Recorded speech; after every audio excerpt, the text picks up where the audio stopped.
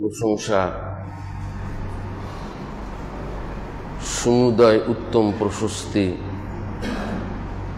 সর্ববিধ উত্তম প্রশান্তি বিশ্ব চরাচরের সার্বভৌম অধিপতি আমাদের সংহারক প্রতিপালক প্রয়োজন নিবারক যিনি স্থিতি স্থাপক নিয়ামক এবং একমাত্র আমাদের রক্ষক আল্লাহ সুবহানাহু ওয়া তাআলার জন্য আমরা সেই এলাহির হুজুরে তার দয়ার দরিয়ায় বিনয় অবনত চিত্তে নিজেদের ঢের অপরাধকে সামনে নিয়ে সেই অপরাধ মার্জনার লক্ষ্যে হৃদয়ের সমস্ত আবেগ ও উচ্ছ্বাস উজাড় করে শ্রদ্ধা ও ভক্তি সহকারে মনের মণিকোটা হতে আমরা শুকরিয়া আদায় করছি। আমরা বলছি আলহামদুলিল্লাহ, আলহামদুলিল্লাহ, আলহামদুলিল্লাহ। আল্লাহ আল্লাহ আল্লাহু আকবার। অগণিত দুরূদ ও শান্তি আষাঢ় ও শ্রাবণ মাসের বর্ষণের মতো প্রলয় উষার উদয়কাল পর্যন্ত নাজিল হোক আমাদের একমাত্র ইবাদতের নমুনা, আদর্শের নমুনা, আদর্শ গুরু, অনুকরণ ও অনুসরণযোগ্য আদর্শ নেতা আহমদ মুস্তফা মুহাম্মদ মুজতবা সাল্লাল্লাহু আলাইহি ওয়াসাল্লামের উপর আল্লাহুম্মা সাল্লি আলাইহি ওয়া বারিক আলাইহি। উপস্থিত মুসল্লি ভাই সকল, দিন প্রিয় ভাই সকল, জান্নাত প্রিয় ভাই সকল, ঈমান প্রিয় ভাই সকল, ইসলাম প্রিয় ভাই সকল, তাওহীদ প্রিয় ভাই সকল এবং ওই একই বিশেষণে বিশেষিত সম্মানিতা মা ও ভগ্নীগণ, বেশ কয়েক জুমা হতে আমার মতন নগণ্য অকিঞ্চন কুরআনুল কারীমের দুটি আয়াতের কিছু অংশ থেকে আলোচনা করে আসছি, আপনারাও শ্রবণ করছেন। ইচ্ছা রেখেছি তেলাওয়াতকৃত আয়াতের উপরে কিছু আলোচনা বাকি রয়ে গেছে, এই আলোচনাগুলি আজকে আপনাদের সামনে কিছুটা ফুটিয়ে তোলার চেষ্টা করব ইনশাআল্লাহ।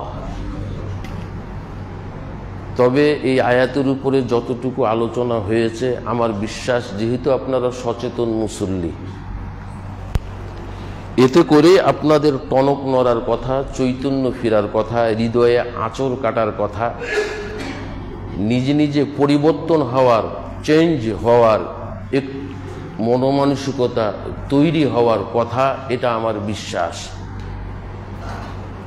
এরপরও বাকি আলোচনা শোনার পর হয়তো তৈরির উপরে আবারও তৈরি হবেন, এটা আমি আশাবাদী। আয়াতের যত তথ্য এবং তথ্যপূর্ণ আলোচনা, আয়াতের এই আলোচনা যত কঠিন ও জটিল, আমি ঠিক অতটা ভাবে আপনাদের সামনে ফুটিয়ে তুলতে পারছি না। এটা ওই ঘুরে ফিরে একই কথা, একই ডায়লগ, আমার জ্ঞানের স্বল্পতা। সেই হিসেবে আমি খুব কষ্ট করে, খাটাখাটনি করে, কোরআন ও হাদিস ঘাটাঘাটি করে আপনাদের সামনে আলোচনা তুলে ধরার চেষ্টা করছি।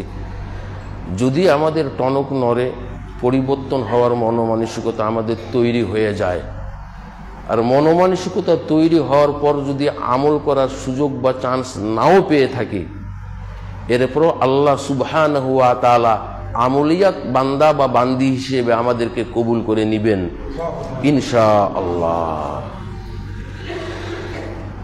আমি ইমানের কথা বলতেছিলাম যে ইমান আমাদের অনেকটা নড়বড়ে ইমান। ইমানের মজবুতি কতটুকু আছে, যার যতটুকু ইমান আছে অতটুকুর মধ্যে মজবুতি থাকলে আল্লাহ এই এই এই এই ফল এবং পুরস্কার আমাদেরকে দেবেন। ছোট্ট করে একটা আপনাদেরকে ঘটনা বলি আলোচনার শুরুতে।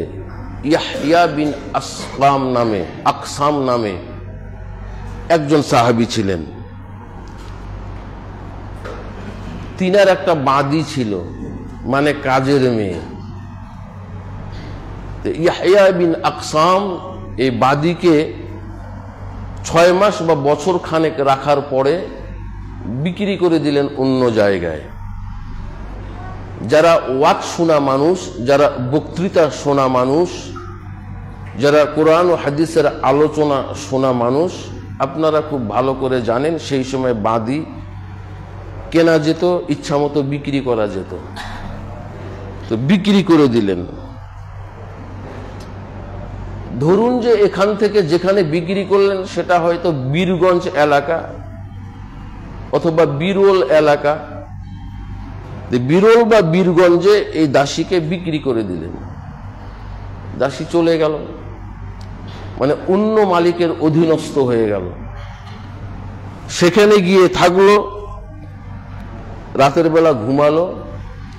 এই বাদী তাহাজ্জুদের নামাজ পড়ার জন্য ফজরের প্রায় ঘন্টাখানেক আগে উঠে গেল, উযু করলেন, তাহাজ্জুদের নামাজ পড়বে, আর হয়তো ফজর হতে 40 মিনিট বাকি আছে।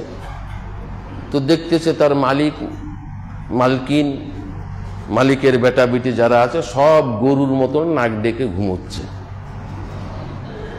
আর এর আগে যে মালিকের বাড়ি ছিল সেই মালিকের স্ত্রী, বেটা বেটি, নাতিপুতি যা আছে সবাই তাহাজ্জুদ গুজার।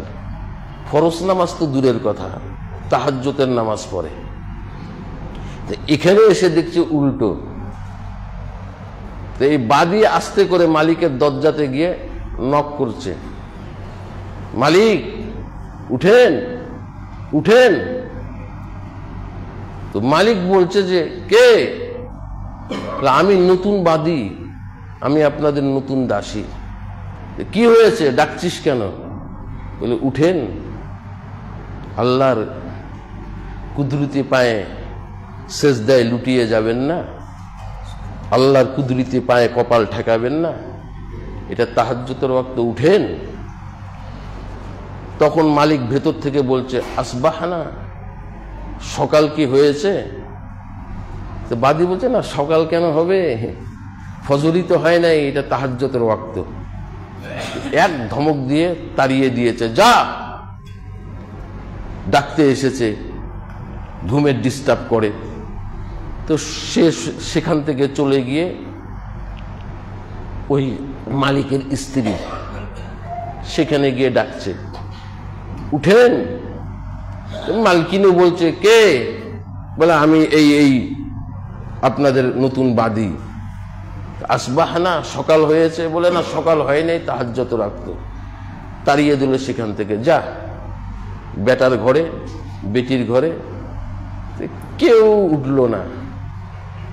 বাদী এবার এসে নামাজ আদায় করে সেখানে তসবিহ পড়ে পড়ে পড়ে পড়ে পড়ে পড়ে পড়ে যখন আজান হয়ে গেল ফজরের, তখন তিনি আবার উঠে ফজরের নামাজ পড়লেন। ফজরের নামাজ পড়েই ওই জায়নামাজেই বসে বসে বসে বসে তাসবিহ পড়ছেন যে সূর্যটা উঠলে আমি 2 রাকাত নামাজ পড়ব। খতিব সাহেবের মুখ থেকে শুনেছেন কোনো এক জুমাতে এসে যে ফজরের নামাজ পড়ে ওই জায়গাতে বসে থেকে কেউ যদি সূর্য উঠা পর্যন্ত অপেক্ষা করে, সূর্য উদিত হলে আবার ওই জায়গায় দাঁড়িয়ে যদি 2 রাকাত নামাজ পড়ে, তাহলে ওই বান্দাবান্দিকে আল্লাহ তাআলা একটা হজ এবং একটা উমরা করার সমপরিমাণ সওয়াব দেবেন। হাদিস বুখারী মুসলিমের। তো সেই সুবাদে বসে আছে, কিন্তু বাড়ির কেউ উঠে না। এরপরে আবার তিনি জায়নামাজ ছেড়ে গেলেন, আবার ডাকছেন, বলছে মালিক উঠেন। বলছে সকাল হয়েছে? যে সকাল তো হয়েছে, ফজরের নামাজ পড়বেন না? তখন বলছে ফর্সা হয়েছে, মানে ঝকঝক হয়েছে। বলে না, ঝকঝক কেন হবে, এখন একটু একটু অন্ধকার আছে। বলে যা, পরে পড়ব। একদিন 2 দিন এই অবস্থা যখন দেখলেন, তখন বাদী খুব কাঁদছে, মানে এ কোন পরিবারে এসে আমি পড়লাম, যেই পরিবারে ছিলাম সেই ফ্যামিলিটা, সেই পরিবারটা তো নামাজি, এখানে কোথায় এসে পড়লাম? এরা যদিও নামাজ পড়ে অত গুরুত্ব দেয় না, সকাল 8টা পর্যন্ত কেউ ঘুমোচ্ছে, কেউ 8:30 পর্যন্ত ঘুমোচ্ছে, কেউ 9টা পর্যন্ত ঘুমোচ্ছে, যার যখন ইচ্ছে সে তখন ফজর পড়ছে। তো খুব কাঁদতে কাঁদতে তৃতীয় দিনে মালিকের কাছে গিয়ে বললেন যে মালিক, আমাকে একটু ছুটি দিবেন, আমি কালকে সকালে আমার পুরাতন মালিকের বাসায় যাব, আমার সামান্য একটু কাজ আছে, সেখানে গিয়ে মালিকের সাথে দেখা সাক্ষাৎ করব, সন্ধ্যা নাগাদ হয়তো চলে আসব। তো বললো যা, প্রয়োজন যদি থাকে তো যা। চলে আসলো, ওই বীরগঞ্জ থেকে আবার লালবাগে চলে আসলো। এসে পুরাতন মালিককে বলছে যে মালিক, বিক্রি করলেন তো করলেন, কার বাসায় আমাকে বিক্রি করলেন? সেখানে তো সকলেরই ঈমান নড়বড়ে, সেখানে থাকলে আমি আমার ঈমানকে মজবুত করতে পারবো না। তারা কেউ নামাজের ধার ধারে না, রোজার কেউ ধার ধারে না, এমন একটা পরিস্থিতি। মেহেরবানি করে আমাকে ঘুরিয়ে নেন, ঘুরিয়ে নেন, ঘুরিয়ে নেন। এই পুরাতন মালিকের হৃদয়ে আঁচড় কাটলো।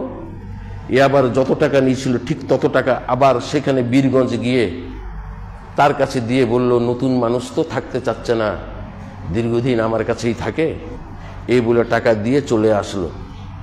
ঘটনাটা আপনাদেরকে প্রথমের দিকে এই জন্য শুনালাম যে একজন বাদী, একজন কাজের মেয়ে, তার হৃদয়ে দাগ কেটেছে, তার হৃদয়ে আঁচড় কেটেছে যে এরা ঠিকঠাকভাবে নামাজ পড়ে না, এদের সাথে কেমন করে থাকি। কথা বলতে গেলে এখন অন্যরকম হয়ে যাবে, কথা বলতে গেলে এখন আপনারা অন্য সেন্সে নিয়ে হয়তো নেগেটিভ ভাবে এই কথাটা প্রচার করতে পারবেন। একটা বাদী যদি তার অবস্থা এইরকম হয় যে এই ফ্যামিলিতে কেউ নামাজ পড়ে না, নামাজ পড়লো ওইভাবে কেউ ধার ধারে না, সে কাঁদাকাটি করে পুরাতন মালিকের কাছে ঘুরে গেলেন। আর আপনার বাসাতে বেটা নামাজ পড়ে না, বেটি নামাজ পড়ে না, হয়তো স্ত্রী নামাজ পড়ে না, দেদার একসাথে বসে খানা খাচ্ছি, এক বিছনায় ঘুমোচ্ছি, টনকও নড়ে না, চৈতন্যও ফিরে না, হৃদয়ে আমাদের আঁচড়ও কাটে না। একটা ঈমানদার, ঈমানের মজবুতি কতটা দেখেন। রাসূলুল্লাহ সাল্লাল্লাহু আলাইহি ওয়াসাল্লাম বলেছেন, হাদিসটা মা আয়েশা রাদিয়াল্লাহু তাআলা আনহা বর্ণনা করেছেন। ইমাম মুসলিম স্বীয় কিতাবের মধ্যে এই হাদিসটা এসেছে, মুসলিম শরীফের মধ্যে। কি একটা জানাজায় যদি 100 জন লোক, সেই লোকগুলা নজরুল ইসলাম আর আব্দুর রহমান খালি হলে হবে না, ঈমানদার লোক, দিনদার লোক। ঈমান কাকে বলে, দিনদার কাকে বলে, কেমন করে বুঝবেন যে দিনদার? রাসূলুল্লাহ সাল্লাল্লাহু আলাইহি সাল্লামকে প্রশ্ন করা হয়েছিল যে আমারও একটা নাক আছে, উনারও একটা নাক আছে, আমারও দুটো চোখ আছে, ওরও দুটো চোখ আছে, আমারও দুটো পা আছে, ওরও দুটো পা আছে, আমারও চেহারা ফর্সা, উনারও চেহারা ফর্সা, আমারও মাথায় চুল, উনারও মাথায় চুল, একসাথে দুইটা লোক দাঁড়িয়ে আছে, কেমন করে বুঝবেন এই লোকটা পরেজগার, দিনদার, মুত্তাকি, ঈমানদার, আর এই লোকটা শুধু মুসলমান? কেমন করে বুঝবেন? রাসূলুল্লাহ সাল্লাল্লাহু আলাইহি ওয়াসাল্লাম একটা খুব মোস্ট ইম্পর্টেন্স একটা সেন্টেন্স ব্যবহার করেছেন, খুব গুরুত্বপূর্ণ বাক্য। আবারও ছোট্ট করে আপনাদেরকে পুরাতন একটা ইতিহাস স্মরণ করিয়ে দেই, যদিও বলা হয়েছে, আবারও বলছি। সম্ভবত 1960 সালে, সম্ভবত 1960 সালে ওই সিরাজগঞ্জ, টাঙ্গাইলের ওই দিকে কোনো এক জায়গায় একটা লোক একটা লোককে খুন করে দিয়েছিল, মার্ডার করে দিয়েছে। সেটা মোটামুটি ভাবে খবরাখবর যতদূর পর্যন্ত ছড়িয়ে ছিটিয়েছে, রেডিওর মাধ্যমে হোক, অন্যের মাধ্যমে হোক, তখন সেই দিন মানে যত মেয়ে ছেলেরা রান্না বান্না করছিল, যত মেয়ে ছেলের কানে এই খবর পৌঁছেছে, সবাই মানে অবাক যে একটা লোক একটা লোককে মার্ডার করে দিল, একটা মানুষ একটা মানুষকে খুন করে দিল, মানুষ মানুষকে মেরে ফেললো, মানে আশ্চর্য, সর্বনাশ। ওই দিন রান্নাই চাপায় নাই, মানে খালি ইস আর আস। মানুষ মানুষকে মারতে পারে, মানুষ মানুষকে খুন করতে পারে। এই ইস আস করে ওই দিন আর চুলাই ধরে নাই। এখন ছোট্ট করে খুব নিজের মনে করে আপনাদের কাছে একটু শুনতে চাচ্ছি। আমাদের কানেও খবর আসে মানুষ মানুষকে মেরে ফেলেছে, মানুষ মানুষকে ইট দিয়ে এভাবে করে বাড়ি দিয়ে মেরেছে, আছাড় দিয়ে মেরেছে, পায়খানার রাস্তায় পাম্পের পাইপ ঢুকিয়ে পাম্প দিয়ে দিয়ে দিয়ে দিয়ে মেরেছে, গাছের ডালে ঝুলিয়ে রাকিব নামের ছেলেটাকে হচ্ছে এইভাবে করে ডাঙ্গিয়ে মেরেছে, 6-7 বছরের ছেলেকে সাইকেলের যে দিয়ে পাম্প দেয় ওই পায়খানার রাস্তায় পাইপ ঢুকিয়ে পাম্প দিয়ে দিয়ে পেট ফুলিয়ে বাস্ট করে মেরেছে। এগুলো খবর তো আমাদের কানে আসছে। কই ইস আস আমাদের মধ্যে হচ্ছে? কই ইস আস হচ্ছে? ইমানদারের কত দাম, তার সামনে একটা খারাপ কিছু ঘটলে ইস আস শুরু হয়ে যাবে। আর যখন ইস আস শুরু হয়ে যাবে, ছি ছি ছি ছি ছি, রাস্তা দিয়ে মেয়েটা পেট বাইর করে গেল, ছি ছি ছি ছি ছি, রাস্তা দিয়ে মেয়েটা পিঠ বাইর করে গেল, ওর পিঠ দেখা যাচ্ছে, ওকে অস্থির লাগবে, ছি ছা করবে, বলতে না পারলো। এই ধরনের লোক যদি 100টা জানাজার মাঠে দাঁড়ায়, আর জানাজার মাঠে দাঁড়িয়ে ওই যে জানাজা যিনি পড়ায় উনি যে বলে আল্লাহুম্মা গফিরলি হাইয়ানা ওয়া মাইয়াতানা, মানে কি আল্লাহ আমাদেরকে মাফ করো, আর যারা মারা গিয়েছে তার মধ্যে যে যেটা মরেছে সামনে আছে এটাকেও মাফ করো। এরা সবাই যদি ওই কথার সমর্থন করে 100 জন, যাদেরকে খারাপ কিছু দৃশ্য দেখলে, খারাপ কিছু কথা শুনলে খারাপ লাগে, বুঝতে হবে এদের ঈমান মজবুত আছে। আর এই ঈমানদার লোকটা যদি বলে হ্যাঁ ইমাম সাহেব ঠিকই বলেছে, আল্লাহ এই কথাকে আমি সমর্থন করি, মাফ করো, তা আল্লাহ বলছে মাফ না রে, আমি তাকে জান্নাতে দিয়ে দিব। এই হাদিসের উপর লাল কালির ক্রস চিহ্ন দেন দেখি, দেখি আপনার সাহস কতটা। আমি সিম্পল মৌলভী সাহেব বলছি।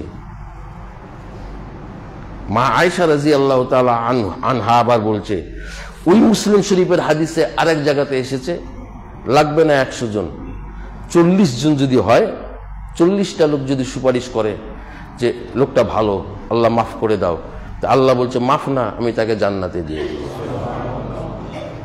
তাহলে 100 থেকে 40 আসেন, 40 বাদ দেন। সাহাবারাও চিন্তা করেছে যে 40টা, এমন একটা সময় আসবে, এমন একটা জামানা আসবে, একসাথে 40টা ইমানদার লোক, পক্ত ইমানদার লোক পাওয়া মুশকিল হয়ে যেতে পারে। সাহাবাদের চিন্তাটা বর্তমান বাস্তবতার সাথে মিল হয়? হয়? আল্লাহু আকবার। একজন বুঝলেন বিয়ে করেছে, তার দাম্পত্য জীবন প্রায় 7-8 বছর হয়েছে। এই দাম্পত্য জীবনে 7-8 বছর হয়ে গিয়েছে, তো হয় না, ছেলে মেয়ে হয় না, সন্তান সন্ততি হয় না। তো একজনকে বলছে, ওই বুবু কেন্দ্রে কেন্দ্রে বলছে যে আমার ছেলে মেয়ে হয় না, 7-8 বছর 9 বছর হয়ে গেল। তখন শ্বশুর শাশুড়ি বলছে বেটার নাকি আরেক জায়গায় বিয়ে দিবে, ওরা দাদি হতে চাচ্ছে, দাদা হতে চাচ্ছে, নাতিপুতির মুখ দেখবো না, আমার কি হবে বুবু, আমার কি হবে বুবু। বলে কবিরাজ, বলে অনেক কবিরাজ দেখিয়েছি, তেলপোড়া পানি পড়া বলে অনেক কিছু দেখিয়েছে, কিছুতেই কিছু হয়নি, ইত্যাদি ইত্যাদি। তারপরে বলছে মাজারে যাও, মানিক পীরের মাজারে যাও, ঘোড়া পীরের মাজারে যাও, গিয়ে চাও, দেখো হবে, ইত্যাদি ইত্যাদি আর কি। তো ইত্যাদিতেও গিয়েছে, কোত্থেকে কোন দোয়া কখন যে কবুল হয়েছে আল্লাহ ভালো জানেন।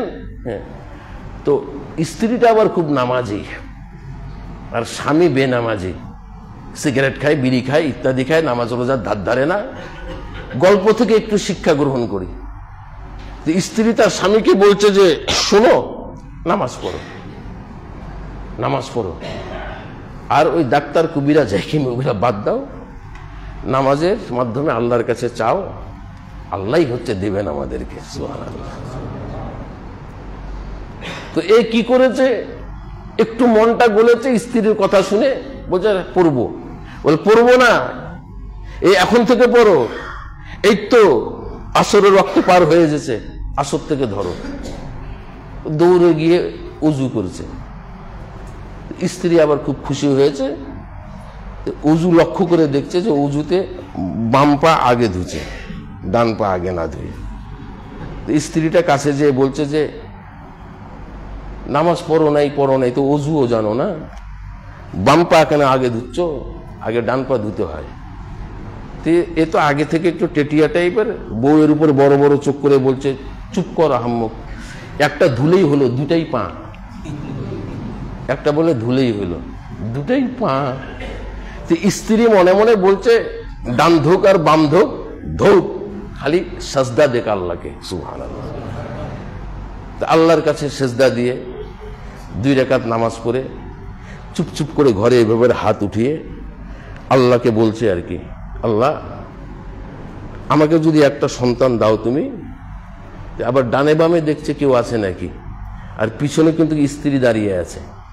তো এইভাবে করে হাত উঠিয়ে বলছে, আল্লাহ যদি আমাকে একটা তুমি সন্তান দাও, তাহলে আমি তোমার কাছে ওয়াদা করতেছি আমি সেই সন্তানের কাঁচা পায়খানা খাবো। আমি বলে সন্তানের বলে পায়খানা খাবে, মানে মানত করার আর জিনিস খুঁজে পায় নাই ওইটাই। ইন্নামা নুমলি লাহুম লিয়াসদাদু ইসমা, আল্লাহ বলছে যেদিকে বাড়তে চাইস ওইদিকে আমি বাড়িয়ে দেই, লাট্টু ছেড়ে দেই, টান দেই পড়ে।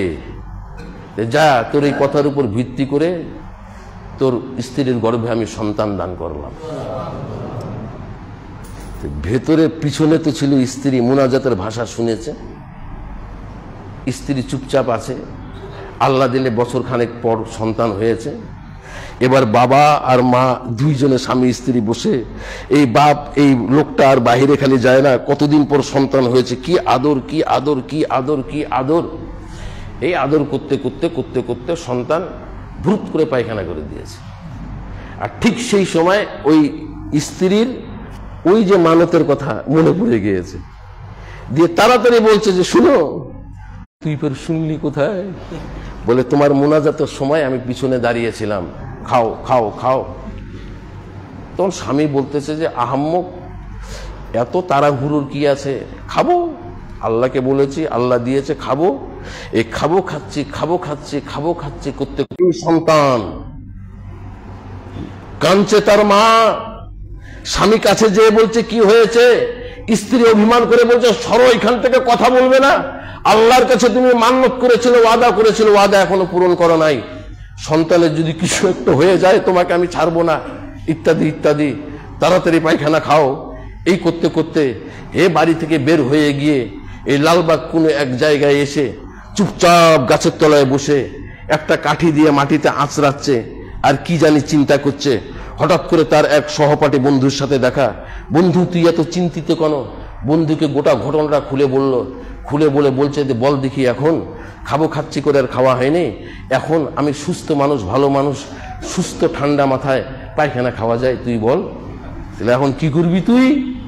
তুই একটা হচ্ছে পথ বের করে দে, একটা মাসালা দে, একটা ফতোয়া দে, এমন কোনো কাজ করলে পায়খানা খাওয়া হবে, এরকম কিছু আছে নাকি? একটু ফতোয়া দিতে কি করা যায়? ওই বন্ধু বলছে কি, দোস্ত আমি কি এই লাইনে পড়াশোনা করেছি, আমি কি করে ফতোয়া দিব, চল মসজিদের ইমাম সাহেবের কাছে যাই। তো সুবহানাল্লাহ বললেন, কি যে বললাম আর কি যে বুঝলেন, খালি একটু হাসলেন। ওই আমি কি এই লাইনে পড়াশোনা করেছি যে আমি ফতোয়া দিব? ফতোয়া তো তারা দিবে যারা মসজিদের মেম্বারে দাঁড়িয়ে খুতবা দেয়, যারা ঈদগাহে খুতবা দেয়, যারা মাদ্রাসায় পড়াশোনা করেছে, যারা ফাল আর সেগা জানে, যারা ফেল ফাইল জানে, তারা দিবে। আমাকে ফাল আর সেগা বললে আমার কাপড় খারাপ হয়ে যাবে। আমি দেব হচ্ছে ফতোয়া। ভ্যানের উপরে বসে এইভাবে করে পায়ের উপর পা দিয়ে বসে বিড়ি টানছে, হরিণ বিড়ি। এখন আছে হরিণ বিড়ি? আছে, হরিণ বিড়ি টানছে ভাই ভ্যানে, এইখানে এই চাপ্পুয়ার মোড়ে। আর ওই পাশে আরেকটা ভ্যানালা, ও ফের বিড়ি টানছে, দুইজনে। এক বিড়ি টাননেওয়ালা আরেক বিড়ি টাননেওয়ালা বলছে কি জানিস, 7 ভাগের কোনো হাদিস নাই, কথা বলে না রে, জানিস 7 ভাগের কোনো হাদিস নাই। মুই ইচ্ছা করিলে একটা ভাগ দিবা পারিনু হয়, কষ্ট মষ্ট করি, কিন্তু 7 ভাগের কোনো হাদিস নাই। এবার বিড়ি টানছে, এটার ফের হাদিস আছে, কথাটা বুঝে ওই যে ফের বিড়ি টানছে ও ফের বলছে ঠিকই নাই। ওই ভ্যান আলা ফের এখানে এসে নামাজ পড়ছে, আর আমি বললাম 7 ভাগের হাদিস আছে দিবেন। পরবর্তীতে আমাকে ডেকে বলছে যে হুজুর 7 ভাগের বলে হাদিস নাই, আপনি বলছেন যে আছে। তখন আমি বললাম কে বলেছে, কে বলছে 7 ভাগের হাদিস নেই? নামটা কি বলে দিব মাজিদের ভাই? আল্লাহ ওনার বেহেশত নসিব করুক। আমাকে বলছে গিয়াস ফুবা বলেছে। আপনার কে হবে? উনি বলেছে 7 ভাগের হাদিস নেই, আর ওই লোক ফের আমাকে বলছে। তাহলে আমাকে বলছে, বুঝাইতে পারতেছি না, মানে এক ভ্যান চালক বলছে 7 ভাগের হাদিস নাই, আর আমি যে বললাম আছে, তো কম্পেয়ার কার সাথে কার করছে, এই কথাটা একটু ফুটাই তুলতে চাচ্ছি আমি। আপনি কার কথা কাকে এসে বলছেন? হে, কে বলেছে নাই আর কে বলেছে আছে, কার সাথে কার কথা বলছেন? এখন আমি বললাম যে না আছে, যেই লোকটা আমাকে বলছে ওই লোকটা তখন কি বলছে জানেন? উনিও মারা গেছে। উনি বার আরেকজনকে কয়েছে লে কার কথা শুনব এখন? আল্লাহু আকবার। জাতির কপাল এমনি পুড়ে নাই, অত সোজা না। আর ওই লোকটা এখন আমি চলে যেতে 5 হাত দূরে, তখন পিছন দিক থেকে এই লোকটা আর পাশের লোকটাকে বলছে কি লে কার কথা শুনিব এখন? হীরার কথা না গিয়াসের কথা? লে, মানে ব্যাপারটা এরকম না? ইস, বিচার এইরকম হবে তখন কিয়ামত কাছে চলে আসবে। আপনি ফতোয়া দিচ্ছেন কেন? আপনি কে? আপনাকে একটা সেগা ধরলে আপনি বলতে পারবেন? হাদিসের একটা ইবারত যদি এইভাবে করে বের করে দেওয়া হয়, যে জবর ছাড়া আপনি পড়তে পারবেন? আপনি পড়াইতে পারবেন?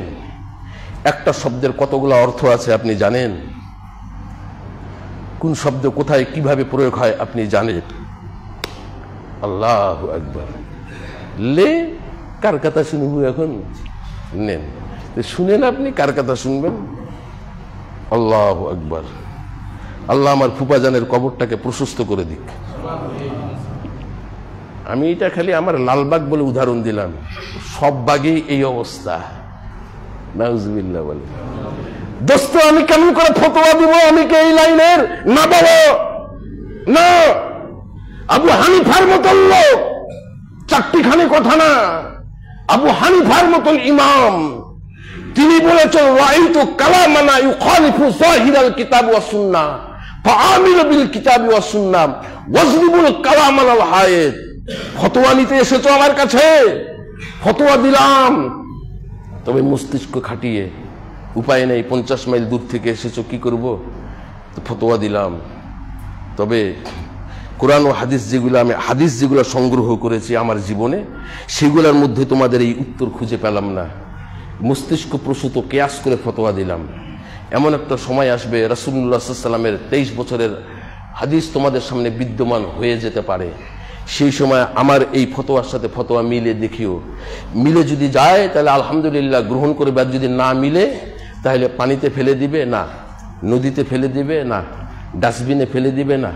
পানিতে, নদীতে, ডাস্টবিনে পাকা বেল যদি ফেলে দেওয়া যায়, পরবর্তীতে ওইটাকে কুড়িয়ে ধুয়ে ফাটিয়ে খেতে পারবে। কিন্তু আমার এই কথা ফেলে দিও না ডাস্টবিনে। কি করবে? ওয়াজরিবু কালামানাল হায়েত, খুব রাগ করে আর বাহুতে জোর এনে দেওয়ালের গায়ে ভাম করে ছুঁড়ে মারবে। একটা পাকা বেল দেওয়ালের গায়ে ভাড়াম করে ছুঁড়ে মারলে ওই বেলটা যেরকম একবারে ছেঁড়া বেড়া হয়ে যায়, পরবর্তীতে নেওয়ার কোনো উপায় থাকে না। আমার কথাগুলাকে দেওয়ালের গায়ে রাগ করে ওইভাবে করে ছুঁড়ে ছেঁড়া বেড়া করে দিবে। আবু হানিফার মতো লোক, একজন ফতোয়া নিতে এসেছে 5-7 জন লোক আবু হানিফার বাড়িতে। তা আবু হানিফার বাড়িতে যখন 5-7 জন লোক ফতোয়া নিতে এসেছে, তখন আবু হানিফার বাড়ির কাজের মেয়েটা দরজার আড়াল থেকে বলছে, কি বলছেন? বলে ইমাম সাহেব আছে। যে না, ইমাম সাহেব তো নাই, উনি একটু দূরে গিয়েছে, আসতে সন্ধ্যা হয়ে যাবে। তো আমরা 40 মাইল দূর থেকে বহু কষ্ট করে এসেছি একটা মাসালা জানার জন্য। তো 5-7 জন লোককে ওই কাজের মেয়েটা বলছে, বলেন কি মাসালা? কাজের মেয়েটা বলছে, বলেন কি মাসালা? কোন সাহসে বলল জানেন? এই সাহসে বলল যে যখন ইমাম আবু হানিফার কাছে আসতো তখন কাজের মেয়েটাকে বলতো, ফরিদা এই চা এনে দে, একটু বিস্কুট এনে দে, খেজুর এনে দে, পানি আরেক গ্লাস আন। এভাবে করে আনতো, দিত। আর সেই সময় কথাবার্তা চলতো, কথোপকথনগুলো সব কাজের মেয়েটা শুনতো। এভাবে করে বহু। তারপরে মেয়েটা আবার সমস্ত কিছু দিয়ে, ইমাম সাহেবের কথাকে খুব ভালো লাগে, তাই তিনি দরজার আড়ালে সব দাঁড়িয়ে দাঁড়িয়ে দাঁড়িয়ে দাঁড়িয়ে দাঁড়িয়ে দাঁড়িয়ে শুনতো। অনেক ইমাম আবু হানিফার মাসআলাকে ওই কাজের মেয়েটা নিজের পেটে ভরে নিয়েছে। এটাই হচ্ছে স্বাভাবিক। আমার আব্বা জানের বহু গল্প। আনু ভাইয়ের আব্বা মতি চাচা যখন বেঁচে ছিল, আব্দুল্লাহ চাচা যখন বেঁচে ছিল, আব্বা যখন ঢাকা থেকে আসতেন তখন আব্দুল্লাহ চাচা আমাদের বাসাতে যেতেন। আমার এই আনু ভাই, এই মতি চাচা আমাদের বাসায় যেতেন, অনেক গল্প টল্প করতেন। মৌলানা ইয়াকুব আলী নাদভী সাহেব আসতেন, আমি চা এনে দিতাম, আমি নাস্তা এনে দিতাম। বাড়িতে আমি ছোট বেটা, আর দরজায় দাঁড়িয়ে দাঁড়িয়ে দাঁড়িয়ে দাঁড়িয়ে শুনতাম আব্বার বহু ভাষা, আব্বার বহু বাক্য। আমি সেই ছাত্র বয়সে চা দিতে গিয়ে দরজায় দাঁড়িয়ে দাঁড়িয়ে আয়ত্ত করে ফেলেছি। অতিরিক্ত বয়স যদি হয় মুর্দার, মুর্দার একবারে বুড়ো এবং বুড়ি, খুব বুড়ি মানুষ, খুব বুড়া, রসকস জৌলস সব শুকিয়ে গিয়েছে, এরকম বুড়া যদি মারা যায়, আর এলাকার মেয়ে ছেলেরা যদি মনে করে শেষ দেখা এক নজর দেখব, তো অতিরিক্ত বয়স্ক যদি হয়, তো এদের মুখ শেষ দেখা একবার দেখতে এলাকার ছেলে মেয়েদের দোষের কিছু নাই। এটা আমার আব্বা বলেছে। আপনি বলছেন হো কেন দেখি বাবা, পুরুষ মানুষ কেন দেখি বাবা? আচ্ছা, ওই বুড়া একবারে বুড়া হয়ে গেছে, বুড়ি হয়ে গেছে, একবার শেষ দেখা কোনো যুবতী নারী যদি দেখে, ওর কি সুসুরি উঠবে দেখেন দেখি। এগুলা বিভ্রান্তি সৃষ্টি করছে সমাজের মধ্যে। একে তো মরা। তো ইমাম আবু হানিফার কাছে এই লোকগুলা যে এসেছে, এরা মনে করেছে যে চল বলি, বলা যায় না রে, দাসী তো অনেক কিছু শুনেছে। যখন মাসালাটা বলেছে, যখন তখন এই ইমাম আবু হানিফার বাড়ির কাজের মেয়েটা, দাসীটা উত্তর দিয়ে দিছে।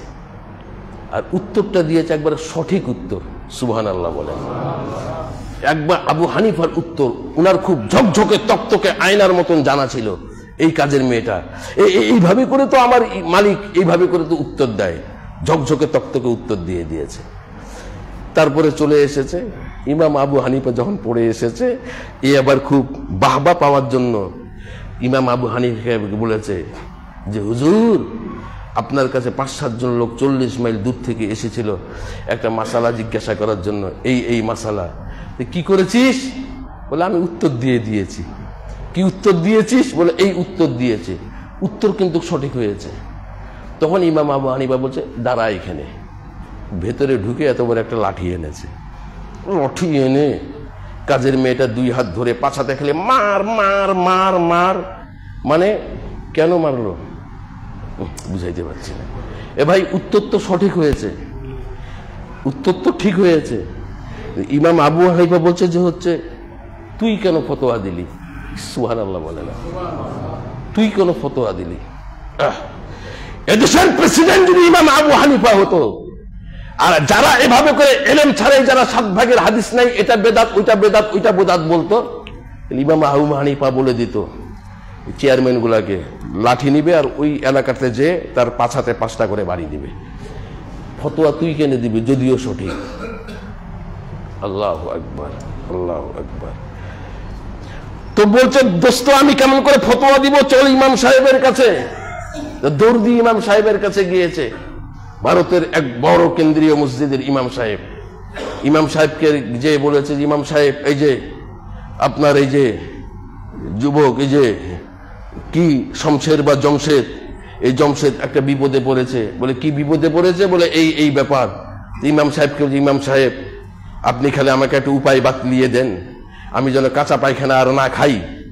যে কোনো কাজ করতে বলবেন যে এই কাজটা করলে কাঁচা পায়খানা খাওয়া হয়ে যাবে, এমন একটা কাজ দেন, আমি করব। কারণ কি করতে হবে বলেন, কিন্তু পায়খানা খাইতে পারবো না আমি। তখন ইমাম সাহেব বলছে, জমশেদ বস। টপ করে বলা যায়, আলমারি থেকে একটু কেতাবাদি দেখি। ইমাম সাহেব নিজের ঘরে ঢুকে ফিকা ও হাদিসের কেতাব সবগুলা বাইর করে খুব ঘাটাঘাটি করে, ফতোয়ার কেতাব ঘাটাঘাটি করে, 8 ঘন্টা মাথা চুলকিয়ে চুলকিয়ে ঘাটাঘাটি করে একটা মাসালা পেয়েছে। তখন বলেছে, জমশেদ একটা মাসালা পাওয়া গিয়েছে রে, এখন আমার ধারণা হচ্ছে, সংশয় হচ্ছে, পারবি?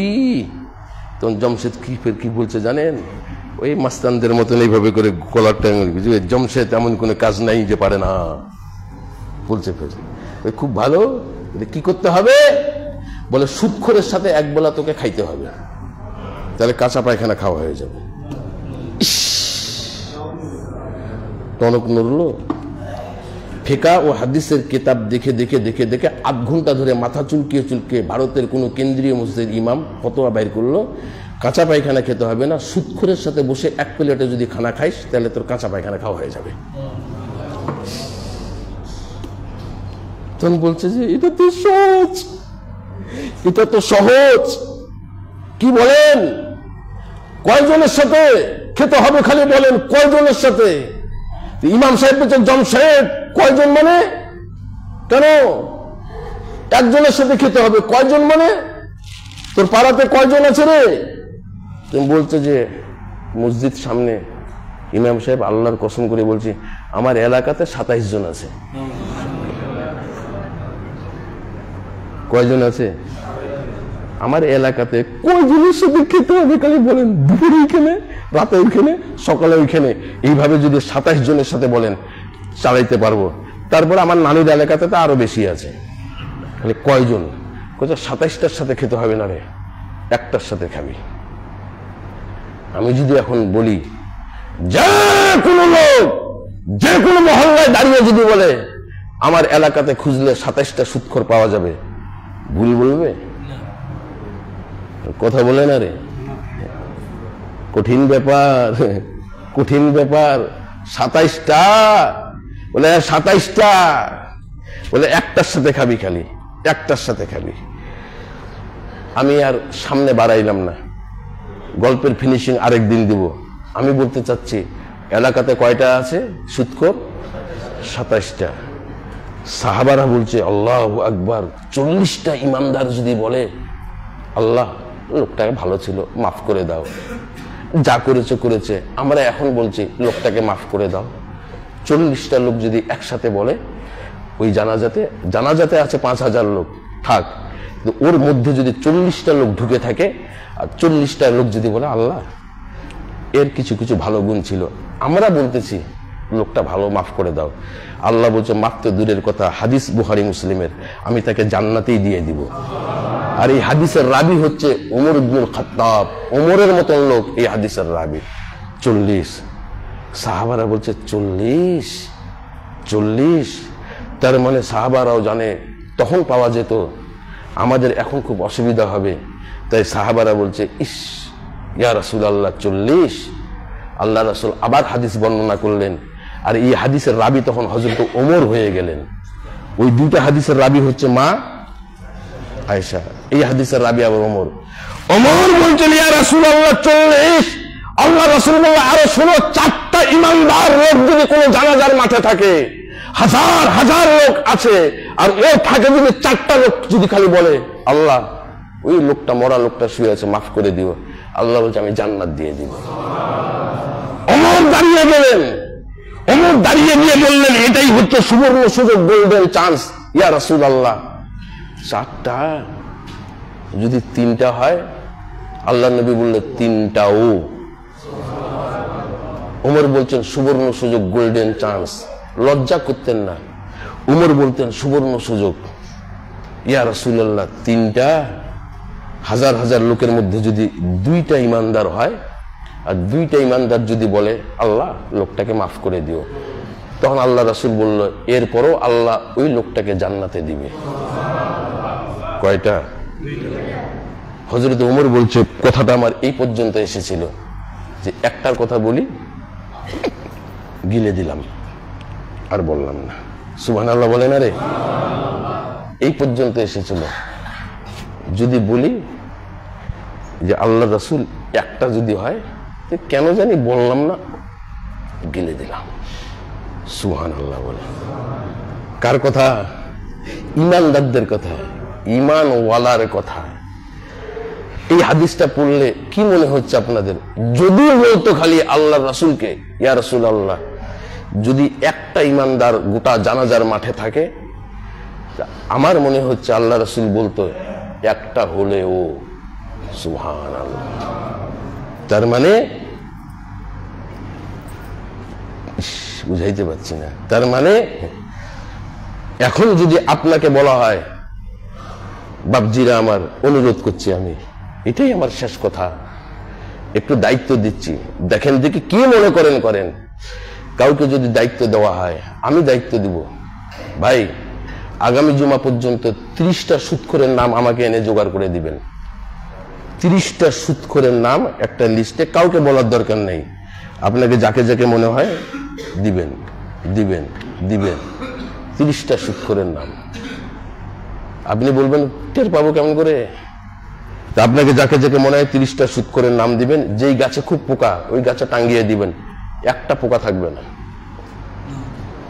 পোকাও ভয় করে, পোকাও ভয় করে, সর্বনাশ, এই সুদখোরের নাম ঝুলে আছে, পালা পালা পালা পালা। কতগুলো মশা দেখবেন না, মর্টিন কয়েলের অ্যাডভার্টাইজ, ঢুকতে যেতেন মশা কয়েছে মর্টিন পালা, মর্টিন পালা। ওরা বলে কি সুদখোর পালা, সুদখোর পালা, সুদখোর পালা। 30টা সুদখোরের নাম জোগাড় করতে কারো কি কষ্ট হবে? এখন উহা করেন, কষ্ট হবে? 10টা পক্ত ইমানদার, যার ইমানের মধ্যে কোনো খাত নাই, যার ইমানের মধ্যে কোনো ভেজাল নাই, যে 2টা টাকার জন্য মিথ্যা কথা বলে না, যে পদ পাওয়ার জন্য যে যা মন তাই করে না, যে পদ পাওয়ার জন্য লাশ ফেলে দেয় না, এরকম পক্ত ইমানদার সব সময় হালাল উপায়ে ভত্তা ভাত খাওয়ার চিন্তা করে, হারাম উপায়ে গোস্ত ভাত খাওয়ার চিন্তা করে না। এরকম পক্ত ইমানদারের 10টা নাম, 30টা না, আগামী জুমা পর্যন্ত সময় থাকলো, লিস্টে আমাকে দিবেন। আর 30টা সুদখোরের নাম, দেখেন তো কোনটা কঠিন হয়।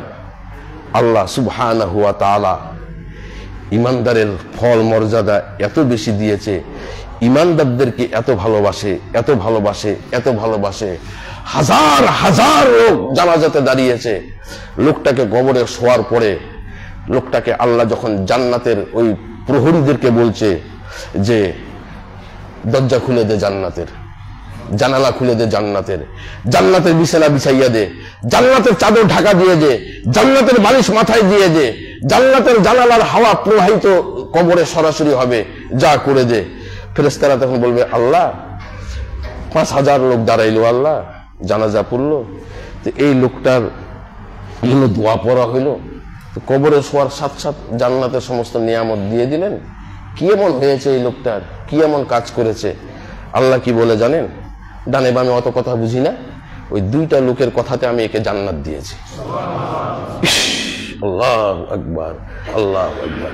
আমি অত কিছু বুঝি না, আরে সবাই যদি আমাকে বলতে এই কাজটা করবে, আমি করতাম না। খালি উনি বলাতে আমি রাজি হয়েছি। আছে না এরকম? উনি বলাতে, তাহলে ওই লোকটাকে কত আমি শ্রদ্ধা করি, কত ভালোবাসি। আর উনি না বললে, এই কি যে বলছেন, খালি উনি বলাতে আমি কাবু হয়ে গিয়েছি। আল্লাহ বলছেন 2টা লোক খালি বলেছে, তাই এই লোকটাকে আমি জান্নাত দিয়েছি। এর অতীত ইতিহাস আমি ঘাটি নেই। এর নাম ইমানদার, এর নাম ইমানদার। আল্লাহ সুবহানাহু ওয়া তাআলা আমাদের সকলকে নিজ নিজ ঈমানকে ঠিক রাখার তৌফিক দান করুন। আল্লাহুম্মা আমিন। বারাকাল্লাহু লানা ওয়া লাকুম ফিল কুরআনিল আযীম ওয়া নাফা'না ওয়া ইয়্যাকুম বিল আয়াতি ওয়াল যিকরিল হাকীম। ইন্নাহু